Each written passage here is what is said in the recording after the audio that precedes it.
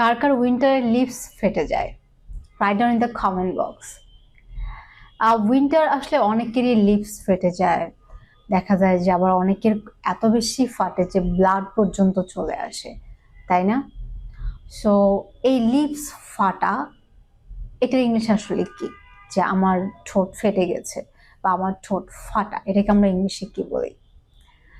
So আমার ঠোঁট ফাটা, এটার ইংলিশ হচ্ছে my lips are chapped. Chapped, CHAPPED। My lips are chapped. Chapped. Alright? শুধু কি ঠোঁটই ফাটে? না, মানুষের হাত, হ্যান্ডসও কিন্তু ফেটে যায়, স্পেশালি যারা বিভিন্ন শীত প্রধান দেশগুলোতে বাস করে, যেমন কানাডা, অস্ট্রেলিয়া, তারপরে আমেরিকা, সো ইউকে। সো যারা এই ধরনের শীত প্রধান দেশগুলোতে বাস করে, দেখা যায় যে এরা যখন অনেক শীতের সময়, অনেক মাইনাস যখন থাকে, সো তারা যখন বাইরে যায় জব করতে, ওই টাইমে দেখা যায় যে ওদের হাতও ফেটে যায়, আঙ্গুল ফেটে যায়, এমনও হয় কিন্তু।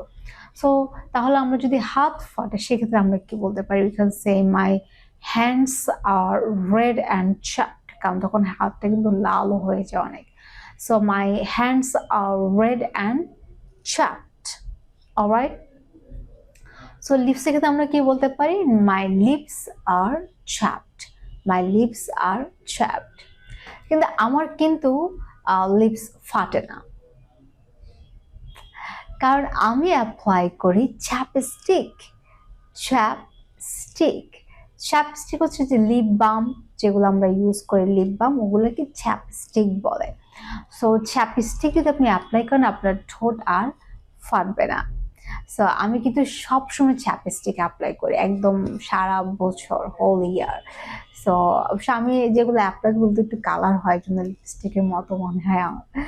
So I apply chapstick. Do you apply chapstick? Write down in the comment box. So তাহলে ঠোঁট ফাটার ইংলিশ কি? My lips are chapped. Chapped. And I apply chapstick. Alright? So use it in your daily conversation and practice with your friends and everyone in English. Alright? So catch you in the next class. Bye-bye.